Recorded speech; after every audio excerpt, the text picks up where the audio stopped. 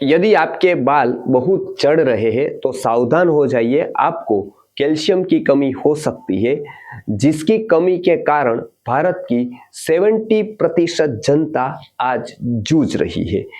ऐसा एक मिनरल जो कैल्शियम है वो क्या है और उसको बढ़ाने के आयुर्वेदिक उपाय क्या है, उसकी चर्चा हम इस वीडियो में करेंगे। तो सर्वप्रथम हम देखते हैं कैल्शियम है क्या। कैल्शियम हड्डी, दांत और जो स्नायु का बंधारण है उसमें एक महत्वपूर्ण घटक है और उसके पोषण के लिए बहुत जरूरी भी है। दूसरे शब्दों में कहे तो ये संपूर्ण अस्थि तंत्र का आधार है, बेस है। इसके लिए शरीर इसके बिना टिक ही नहीं सकता है। तो कैल्शियम की इतनी महत्वपूर्ण भूमिका हमारे लिए, हमारे शरीर के लिए होती है। तो उसकी कितनी जरूरत हमारे शरीर को रोजाना होती है, तो साइंस का ये सर्वे कहता है कि रोज एक पुख्त व्यक्ति को यानी एडल्ट को 1000 से 1200 mg तक कैल्शियम लेना चाहिए ताकि उसके अस्थि तंत्र को पूरा पोषण मिल सके। आज इतनी मात्रा में कैल्शियम नहीं जा रहा है, इसलिए बहुत सारी समस्याएं बढ़ रही है। तो क्यों इतना कैल्शियम नहीं जा रहा है? आहार तो हम लेते ही है, आहार का तो हम सेवन करते हैं, कभी कभी ज्यादा भी करते हैं, तो भी इसकी कमी दिन प्रतिदिन बढ़ती जा रही है और आज तो 75% जितनी जनता इसकी कमी से जूझ रही है। बच्चे, महिलाएं, पुख्त वय के पुरुष, ये सभी इस कैल्शियम की कमी से जूझ रहे हैं। तो उसके प्रमुख कारण हम देखेंगे। उसके प्रमुख 5 कारण है। सर्वप्रथम कारण है आरओ का पानी। जो हम मिनरल्स लेते हैं वो प्रायः सभी पानी से ही आते हैं। तो आज पानी को हम छान लेते हैं, यानी कि आज पूरा का पूरा साफ कर देते हैं, यानी कि उसमें मिनरल्स निकाल देते हैं। तो कैल्शियम भी बहुत सारा निकल जाता है, या कैल्शियम को भी जनरेट करने वाले जो सूक्ष्म तत्व होते हैं वो निकल जाते हैं। तो वो कैल्शियम नहीं मिलता है हमारे शरीर को पूरा। तो वो एक प्रमुख कारण है। नंबर 2 पर है डेयरी का दूध या फिर पैकेट बंद दूध जो आता है, उसमें जो प्रोसेस होती है, बासी हो जाता है, उसके कारण भी वो पूरा का पूरा कैल्शियम नहीं दे पा रहा है। इसके लिए भी कैल्शियम की कमी दिन प्रतिदिन बढ़ती जा रही है। तीसरा है हाइब्रिड धान्य या पूरक आहार का अभाव। मतलब हम जो लेते हैं वो धान्य में गुण तो लिखे हैं लेकिन आज मिल नहीं रहे, क्योंकि आज हाइब्रिड हो गया है सब कुछ। तो ऐसे हाइब्रिड धान्य का भी उपयोग हम बढ़ा चुके हैं। ओरिजिनल धान्य या तो फिर वस्तुएं नहीं मिलती है, तो इसके कारण भी कैल्शियम की कमी हो गई है। और पूरक आहार आयुर्वेद ने बताया है सुधा वर्ग जैसा, जिसके बारे में हम जानकारी आगे लेंगे। ऐसे पूरक आहार द्रव्य को धीरे धीरे हम छोड़ चुके हैं। ऐसी वनस्पतियों के बारे में हमको नॉलेज नहीं है, ज्ञान नहीं है, और ऐसे पूरक आहार द्रव्यों को हमने मेडिसिन मान लिया है। तो उसके बारे में हम जानकारी भी नहीं रखते, उसका सेवन भी नहीं करते, तो भी कैल्शियम की कमी हमारे में होती है। और खास करके जो चौथे नंबर का कारण है वो है सनलाइट का अभाव। यानी कि जितना सनलाइट हमको लेनी चाहिए ताकि धात्वग्नि प्रॉपर रहे, विटामिन डी बना रहे, D3 की प्राप्ति हो सके और उसके कारण कैल्शियम का एब्जॉर्प्शन हो सके। क्योंकि केवल कैल्शियम जरूरी नहीं है, अपितु कैल्शियम को पचाने वाली जो अस्थिअग्नि है वो भी जरूरी होती है, और वही विटामिन D3 के रूप में हमको सूर्य से प्राप्त होती है। तो आजकल हम सूर्य की उपेक्षा करते हैं, हम एसी में बैठते हैं, एसी में घूमते हैं, एसी में सोते हैं, तो हमारा सनलाइट लेने का कम हो गया है। इनडायरेक्ट भी नहीं लेते हैं, डायरेक्ट भी नहीं लेते हैं। तो सनलाइट का अभाव भी बड़ा कारण है कैल्शियम की कमी का। और अंतिम, अनियमित आहार और अनियमित नींद, यानी कि अनियमित हमारी जीवन शैली भी प्रमुख कारण है कैल्शियम की कमी का। तो ये सारे के सारे कारण से आज कैल्शियम की कमी के पेशेंट निरंतर बढ़ते जाते हैं। अब यदि आपको शरीर में कैल्शियम की कमी हो गई है तो कैसे आपको पता चलेगा? तो आपको यदि कैल्शियम की कमी हो गई है तो आपको शरीर में कुछ लक्षण प्रकट होंगे। जैसे कि सबसे पहला लक्षण है बाल का झड़ना। कोई विशेष कारण के बिना ही आपके बाल झड़ने लगेंगे। आप कितना भी प्रयत्न करेंगे लेकिन वो रुकेंगे नहीं। आप अच्छा शैम्पू डालेंगे, तेल डालेंगे, हेयर में कुछ ना कुछ ट्रीटमेंट करवाएंगे, लेकिन झड़ना बंद नहीं होगा, क्योंकि बालों में कोई समस्या नहीं है। समस्या कैल्शियम की कमी है। कैल्शियम ही नहीं जा रहा है तो उसको बालों को जो खाद मिलना चाहिए, पोषण मिलना चाहिए, वो पोषण नहीं मिल रहा है, इसलिए वो जड़ रहे हैं, पतले हो रहे हैं और विकृत हो रहे हैं। तो ये कैल्शियम की कमी के कारण होते हैं। दूसरा, जॉइंट पेन होना, हड्डियों में दर्द होना, हड्डी का टूटना, या तो थोड़ी चोट में ही हड्डी में विकृति आना, ये सारी की सारी चीजें कैल्शियम की कमी के लक्षण है। ये भी कैल्शियम कम होने पर ये सभी होता है। स्नायु का पेन होना, मसल्स पेन होना, ये भी कैल्शियम की कमी से हो सकता है। लो एनर्जी होना, क्योंकि हमारा यदि अस्थि तंत्र प्रबल नहीं है तब हम एनर्जेटिक वर्क नहीं कर पाते हैं, तब हम भागना फिरना, दौड़ना, एक सतत कार्य करना, ये हम नहीं कर सकते। तब हमारा शरीर साथ नहीं देता है, हमको हमारा अस्थि तंत्र ही साथ नहीं देता है। तो हम बैठे बैठे भी थक जाते हैं, चलते चलते थक जाते हैं, बिना काम किए भी कभी कभी थक जाते हैं, हमारे स्नायु वो ढीले हो जाते हैं, थक जाते हैं। ये भी एक महत्वपूर्ण कारण है, ये भी एक महत्वपूर्ण लक्षण है कैल्शियम की कमी होने का। थकान महसूस होना और खास करके कभी कभी नाखून का टूटना, नाखून का विकृत हो जाना, ये भी कैल्शियम की कमी का लक्षण है। दांत में कैविटी होना, दांत बार बार दांत में कोई ना कोई पीड़ा या तो फिर दांत में विकृति आना या दांतों के रोग होना, ये भी कैल्शियम की कमी का परिणाम है, क्योंकि वो भी अस्थि तंत्र का ही एक भाग है।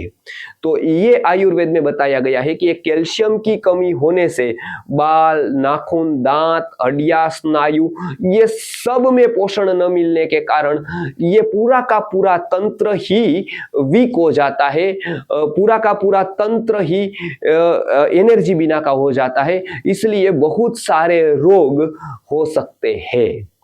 तो कैल्शियम की कमी को दूर, जो कमी की जो लोगों को ऐसा लगता है कि ये लक्षण लगते हैं अपने आप में, तो लोग क्या करते हैं, साधारण लोग क्या करते हैं, वो चले जाते हैं और कैल्शियम की कोई दवाइयां ले आते हैं, एलोपैथी की सप्लीमेंट ले आते हैं। वो लंबे समय तक यदि वो लेते हैं तो उसको कब्ज हो जाती है। नंबर 2 पर उसका बार बार या अधिक सेवन करते हैं तो उसको पथरी, स्टोन होने की संभावना बढ़ जाती है या स्टोन हो जाती है। या तो फिर कैल्शियम कहीं और जगह पर डिपॉजिट हो जाता है, क्योंकि उसको जो पचाने वाली धात्वग्नि है, उसको पचाने वाला D3 है, वो तो मौजूद नहीं है या कम है, या तो उसके ऊपर कोई कार्य ही नहीं किया है, केवल गोली ले ली है। तो कैल्शियम डिपॉजिट होने के कारण भी बहुत सारे रोग हो सकते हैं। तो मॉडर्न में दवाई तो है लेकिन बहुत सारी साइड इफेक्ट वाली है और वो टेम्पररी कैल्शियम को बढ़ाती है। परमानेंट यदि कैल्शियम को आपको बढ़ाना है तब कोई विशेष दवा के ऊपर डिपेंड न रहकर जीवन शैली ऐसी करे, कुछ आहार द्रव्य अपने आहार में अवश्य ले जिससे आपका कैल्शियम बना रहे। याद रखें, आपको कैल्शियम बढ़ाना इतना जरूरी नहीं है, बना रखना बहुत जरूरी है। यानी कि नियमित रूप से आपके ऐसे सोर्स होने चाहिए जैसे आपके शरीर के अस्थि तंत्र को कैल्शियम मिलता रहे। तो ऐसे कौन से सोर्स है वो हम देखेंगे। सबसे पहला सोर्स है जो भारत को एक विशिष्ट देन है कुदरत की, वो है गाय का दूध, गाय का दही, मक्खन, छाछ वगैरह। पूरा का पूरा दुग्ध वर्ग वो कैल्शियम का सबसे बड़ा सोर्स है। तो ये एक सोर्स है, लेकिन शर्त उतनी है कि वो देशी गाय का होना चाहिए और बिना प्रोसेस का होना चाहिए, नेचुरल होना चाहिए और हो सकते उसी दिन का होना चाहिए, यानी कि 2-4 घंटे में ही उसका सेवन हो जाना चाहिए निकालने के बाद। तो ये दूध, दही, मक्खन, छाछ, घी, ऐसे गाय के जो गव्य है उसका सेवन हमारे रोज बरोज के जीवन में हमको करना चाहिए, ताकि कैल्शियम की कमी न हो और अस्थि तंत्र को पूरा का पूरा कैल्शियम मिल सके। नंबर 2 पर धान्य वर्ग है, जिसमें तिल है, रागी है, राजगीरा है। ऐसे धान्यों का सेवन अवश्य करना चाहिए, खास करके बहनों को। तो ये यदि आप रोज करते हैं ऐसे धान्यों का सेवन तो कैल्शियम की कमी नहीं होती है। इसी के लिए हमारे उपवास में राजगीरा रखा था, क्योंकि 15 दिन में या 7-8 दिन में कोई एक उपवास आ जाता है और उसमें हम राजीगरा खा लेते हैं तो कैल्शियम की जो डेफिशिएंसी हुई है वो पूर्ति हो जाती है। तो ऐसे धान्यों को इसीलिए ही उपवास में रखा गया था। तो राजीगरा, रागी, तिल जैसे जो धान्य है उसका सेवन अवश्य करना चाहिए।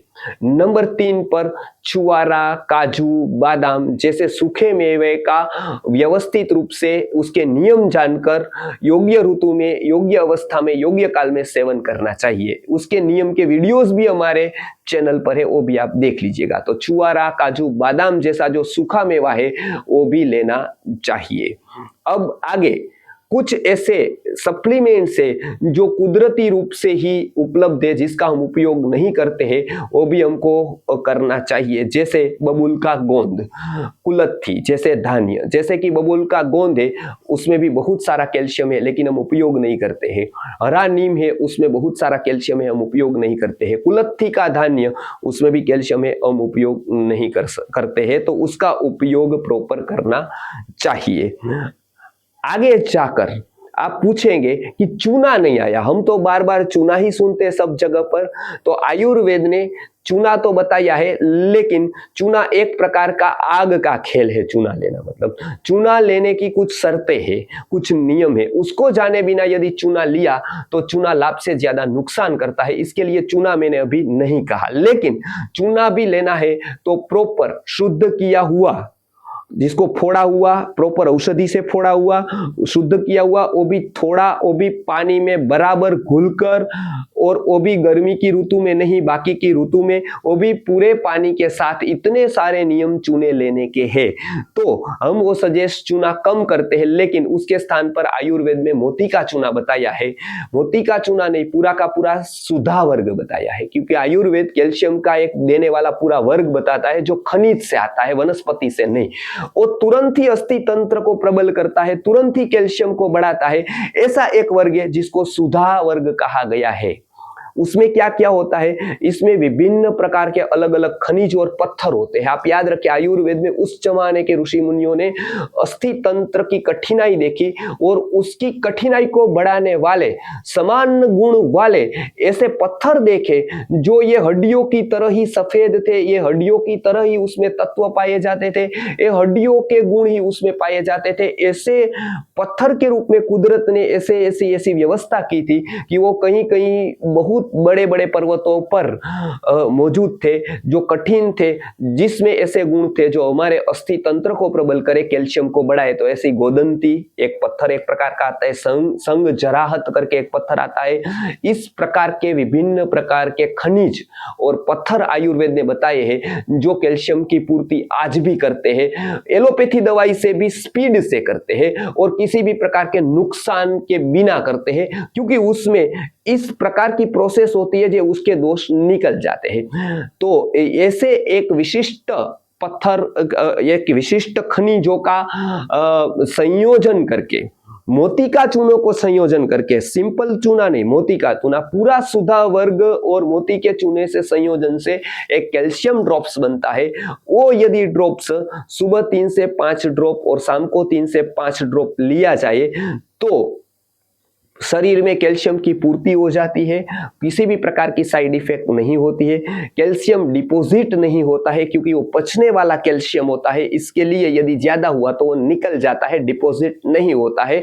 तो ये सुधा वर्ग का सेवन अवश्य करना चाहिए, क्योंकि सुधा वर्ग का कैल्शियम डिपॉजिट नहीं होता है, उसमें मिलने वाला कैल्शियम पच जाता है और ज्यादा हुआ तो वो एडजस्ट होकर बाहर निकल जाता है। खास करके यदि गर्भवती महिलाएं हैं, उसको कैल्शियम की कमी हो तो बच्चा अपंग आता है। इसके लिए हमारा एक अभियान है गर्भ संस्कार, गर्भ विज्ञान का, जिसमें हम हर एक गर्भवती महिला को ये सुधा वर्ग का कैल्शियम रिकमेंड करते हैं। वृद्ध है, उसको चलने फिरने में तकलीफ होती है या हड्डी कमजोर पड़ गई है, तो ऐसे वृद्धों के लिए रसायन प्रयोग के साथ साथ हम ये कैल्शियम, सुधा वर्ग का कैल्शियम उसको रिकमेंड करते हैं। युवा है, महिलाएं हैं उसको बाल नाखून के स्वास्थ्य के लिए भी हम ये सुधा वर्ग रिकमेंड करते हैं कैल्शियम ड्रॉप्स के रूप में। तो इस प्रकार के जो हम आहार या फिर पूरक द्रव्य या फिर सुधा वर्ग लेंगे तो जीवन भर हमारा कैल्शियम बना रहेगा। कैल्शियम के कोई इंजेक्शन गोली नहीं लेनी पड़ेगी, और वो नहीं लेनी पड़ेगी तो आप कब्ज, स्टोन और खास करके कैल्शियम डिपोजिशन जैसे अनेक प्रकार के भयानक रोगों से बच जाएंगे, और आपका अस्थि तंत्र स्वावलंबी हो जाएगा।